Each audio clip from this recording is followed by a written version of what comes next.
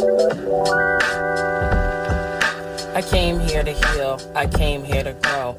Lesson in love, they helped me let go. I chose this path, I chose this time. Everything I need, I hold inside. I came here to heal, I came here to grow. Lesson in love, they helped me let go. I chose this path, I chose this time.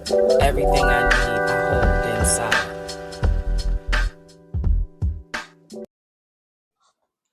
Welcome and welcome back to another episode of Rebuilding Me, the Art of Starting Again, with me, Tisha Michelle, your host. So, before we dive into today's episode, I want to share something with you. So, creating this podcast is definitely a labor of love project. And if you've been enjoying these conversations and insights, you now have a simple way to support the journey. You can support me at buymeacoffee.com/starting again, or you could just click the link in the show notes and just know that every contribution helps me keep showing up, creating, and sharing this space with you. So if you feel called, I'd love your support. All right. So now, if you are like most people, you've probably said things like, I don't have time. There aren't enough hours in the day. Where did the time go? Or maybe you've been in that place where you're rushing all the time. I need to hurry up.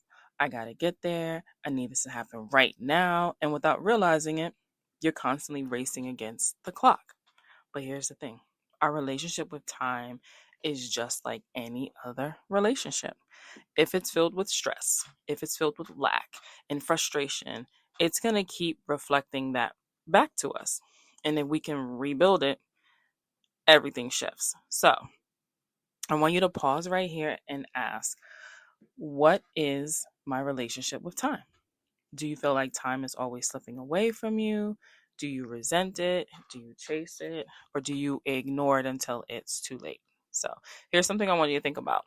The way you talk about time is shaping how you experience it. So if every day you're saying, I never have enough time, then your mind, your body, and your nervous system are literally programmed to prove you right. It will find ways to make you feel like time is missing, like it's never enough. So instead of constantly fighting against the clock, what would it look like to partner with time? Like to see it as abundant, flexible, and even supportive. So now, let me be real with you. I've been guilty of both sides. I've had seasons of my life where I was rushing everywhere, living in that hurry up, I got to get there energy. And I've also had times where I kept waiting for the air quote guys, right time to act. And all that waiting just stretched things out, like keeping me in this place of like feeling stuck. And then like going back to like where I'm like always like rushing, I really don't believe it really hit me until where I really actually started to be aware was with my youngest. So he just turned 15. So I want to say maybe about 5 years ago or so is when I was like, wait, what's happening? Like, I just found myself rushing him all the time. Like, come on, hurry up, let's go. And he wasn't rushing. He just moved to his own beat. And it wasn't like he was, sassing back or anything. It's just, he wasn't on that same thing that I was on. And it's like one day I was just like, wait, why am I rushing him? Why do we need to hurry up? Like, I really couldn't put anything with it, and it was so strange. And ever since then, not saying that I don't be on that Russian type of thing or whatever, but I started to become a lot more aware of it. Or like even when I wake up in the morning and I do have my conversations with God and I'm expressing my gratitude and I'm journaling or I'm reading, I kind of switch it up. Like if I look at the time and it's like 7:30, I'm like, wait, what? Why haven't I left out yet? Like, why haven't I done this? Then I'm like, wait a minute, you actually don't have anything to do in a sense. Like you don't have to be somewhere at a certain time. But I just found myself feeling so behind.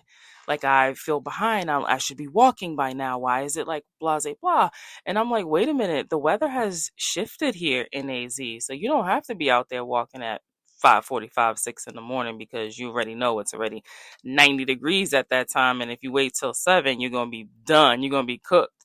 And now that the weather has shifted, I mean, I can go out there and walk at 8 a.m. And that's perfectly fine. Right. So it's like I catch myself and I'm like, why am I like rushing? And then another big part was I realized I felt like I was behind. And the reason why I feel like I'm behind, because most of my dealings pretty much like legit, gosh, maybe 90%. Actually, I'm capping. Like 95% of my dealings are on East Coast time. So I'm up at 6 in the morning, but it's already 9 o'clock there. It's 9 a.m. Like you guys that's on the East Coast, like y'all day is like already in motion, full blown in motion. And I'm just waking up. So I just feel like, oh my gosh, and sometimes I'll have like this anxiety. Who has texted me? What emails have I gotten? Because like the world is like happening. And forget it if I haven't even looked at my phone until 7. What? It's now 10 a.m. Oh my gosh, day's almost over. And this is literally like how I feel.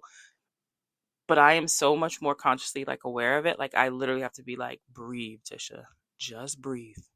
It is okay. They know you over here. So if they text you and they text you at 9 o'clock for them, it's 6 for you. Like they just gonna have to wait. They just gonna have to wait. For the most part, people know I'm on the West Coast. So that's really just like on you. So it's just interesting to think like with that pattern of like always feeling like I have to like rush and just like hurry up. It's interesting once you start to like become aware of it and you're like, wait a minute, why am I putting all this unnecessary like stress on myself? Like, all right. So, okay. And so now, um, think about those moments when you stayed in something, whether it was a job, a relationship, a situationship, but you stayed in it way longer than you knew you should have. Like when you look back and you think, you're like, dang, man, I really should have left sooner because of ABC. Or I should have had that conversation earlier because this wouldn't have happened. Or I should have made that move a long time ago. So I know for me, there are things that I dragged out because I told myself it wasn't the air quotes again, guys, right time. But really, I was either scared, I was uncertain, or I was just hoping things would just magically fix themselves. And spoiler alert, they don't. So how do we actually like rebuild our relationship with time? I got to get a little practical here. So if you're at home chilling or something, grab your little pen and paper and take some notes. If not, just come back to this. All right. So the first thing I would say is do a language audit. Like start paying attention to how you talk about time. Every time you say, I don't have time, replace it with, it's not my priority right now. Oh, I know that's stinging because people are like, oh, I don't have time for this. I don't have time for that. Nah, what you're saying is that's not a priority. And that's okay because everybody's journey is their journey. Like, no judgment.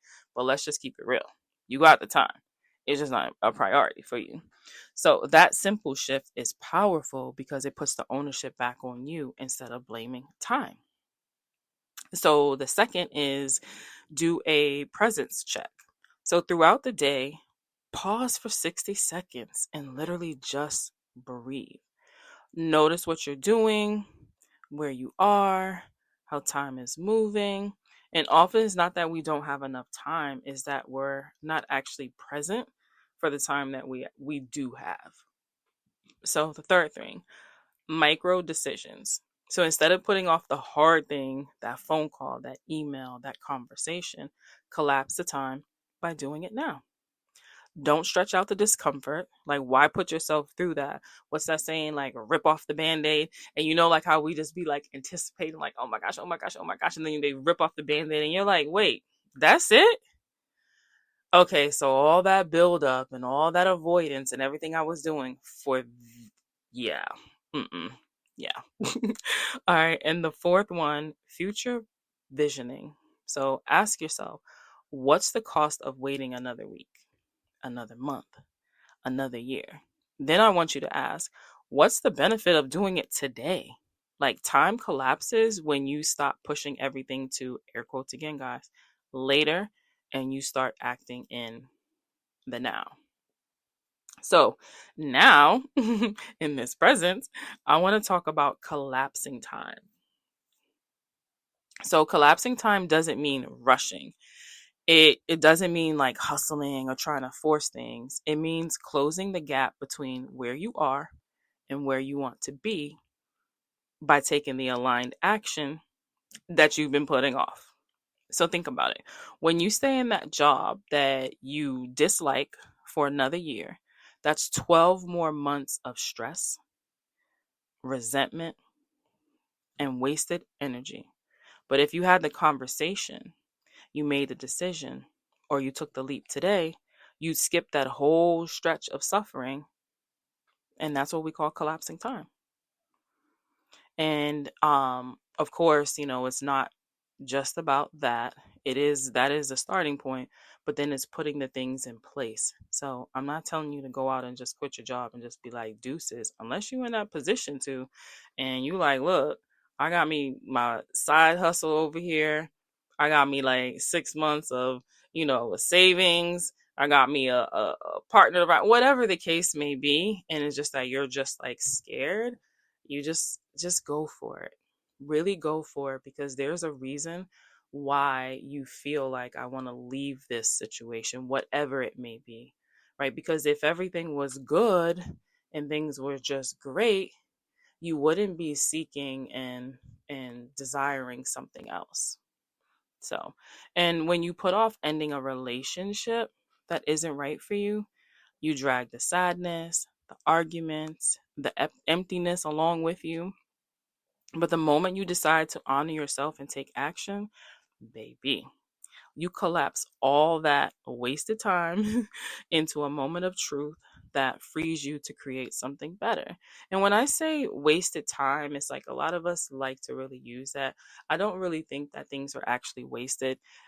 um because I feel like when you look at that time that you perceive as wasted time or wasted energy, you actually really can pull something from it. You really can step back and be like, okay, what did I actually gain from this? What did it show me? What was this? What was that? And you'd be like, all right, okay, I guess I needed a little more time for some character development, right? But for the majority, we're like, yeah, we just wasted that time. It was stupid. All right, so collapsing time is about not dragging your feet through chapters that are already over, right? It's about saying, I don't need to stretch out my suffering because I can choose now. So, as you listen today, I want you to check in with yourself. Where are you dragging something out in your life? I know that first thing that popped up, that's where you want to start. That is where you want to start, because it came to your head before you started overthinking things. And now if you just find yourself like, man, I don't really think so, or like, what, I mean, that's cool. But I would encourage you to go a little bit deeper and maybe write out the different areas of your life. Say, relationships, and do an audit on that. And again, relationship is just not like husband, wife, girlfriend, boyfriend. Friendships, business partners, you know, you could be a business owner, or you have a brand deal with with a company or something, and evaluate that. Just everything that falls under relationships, evaluate that and look to see, like, is there something in here that I want to do and I've just been dragging it out because I don't know what the outcome is, or I believe I know what the outcome is, and I'm not ready for that, so I got to get in this type of position to be whatever. You know the things, guys, that go through your head, and you be overthinking, because I be overthinking too. So then you want to like look at, finances. What is it that I've been dragging out too long, and something that I know that I need to change, because I know that things could be better in this. And just go through all the different, careers, work, all the different areas of your life, and just say, like, where am I dragging something out? Like, dang, like, I know I said I was going to make this phone call. I was going to speak up. I want to say this, but the whole time you got knots in your stomach and you're just dragging and dragging and dragging it. All right, then I want you to ask yourself, say, where are you waiting for the air quotes? I love me an air quote, right time. When deep down, there isn't one. There is no such thing as the right time, because I can promise you, if you would sit there and tell me, oh, I'm going to wait to do this until dot, dot, dot, I promise you, I could give you another reason why that time that you think is the right time is not the right time. right? And then you say, well, I'm going to wait for this. I can give you the opposite. I can give you another thing, because there's no such thing as the right time. There's always going to be something. And plus, when you also don't control certain things, how is that going to be the right time? Like, oh, I'm going to say this after they're done with this because I think that'll be the right time because of this. What? How do you know what is going to be the right time for somebody else? Or how do you know if it's going to be the right time if you do this when there's other moving factors that you have no control over? And that is just a way that we just procrastinate out of fear or like the unknown, or assuming it's going to be this and like I'm not in a space to like deal with this. And the thing is that when we're like, oh, I'm just not in the right space to like deal with this, sometimes like the universe kind of shakes it up a little sooner and like, look, you need to handle this right here because you prayed and you're asking for this. But in order for this to happen, you need to work through this right here and you need to release it because you need to create space, right? And then I want you to ask, what would collapse time for you right now? So like, what would collapse it for you? And that could be, again, maybe there's an uncomfortable conversation that needs to be had with someone and you've been putting it off forever, but you just know that you're going to feel better in general, like overall, if you have this conversation and like just get it over with, right? So collapse the time, and what we're doing is we're collapsing the time of the uncomfortableness, of the suffering, of the not having what we desire or what we feel like we deserve or we want or we need, because we're waiting. Things are going to get better. And you don't even have anything that's even indicating that it's going to get better. You're just hoping, right? So, but here's the truth. Time isn't your enemy. It's actually your ally. But it's only going to reflect the relationship that you create with. So maybe instead of saying, I don't have enough time, you can start saying, I have the perfect amount of time for what matters most. Ooh, that thing is going to be like, wait a minute, this whole time, I wasn't a priority. I wasn't making myself a priority. And this whole time I'm like, oh, I love myself. Oh, But then you just put everything and everybody in front of you. You chose to be in a space of, I don't have time to meditate. I don't have time to, be on the phone and talk to my friends. But the whole time, that's what you needed. You need to disconnect from everything and you need to just have some girl time or hanging out with the guys, right? Like, oh, no, I don't have any time for that because I got to do this, and this. No, you need to make time. You have the time, but you're making all these things a priority and putting yourself last. No. We need to change that. So, instead of waiting for the right time, create it. And instead of stretching out pain, collapse it. And you collapse it by acting in the now and not waiting. So, if this episode landed for you, I want you guys to share it with someone who's been wrestling with time in their own life. Because I know the conversation are flowing through your head now. Like, you know what? When I be talking to such and such, they're always talking about like, oh my God, where'd the time go? I don't have enough time for this. I don't have enough time for that. Share this with them. And if you're ready to go deeper into your rebuilding, not just your relationship with time, but with yourself, your purpose, your life, I want you to make sure that you actually follow this podcast and you stay connected. So, again, I'm Tisha Michelle, and this has been Rebuilding Me, the Art of Starting Again. Until next time, honor your time, honor yourself, and remember, you can always start again. Bye, guys. Thank you for tuning in to Rebuilding Me, the sacred art of starting again. If this episode spoke to your soul, be sure to subscribe, leave me a review, and most importantly, share it with someone who's on their own journey of remembering who they are. And just know, you're not alone, and you never have to start from scratch. You're starting again, but this time with wisdom. Until next time, stay open, stay grounded, and trust your rebuild. And if you need help navigating this journey, make sure to visit www.tishamichelleofficial.com and book a sacred reset session.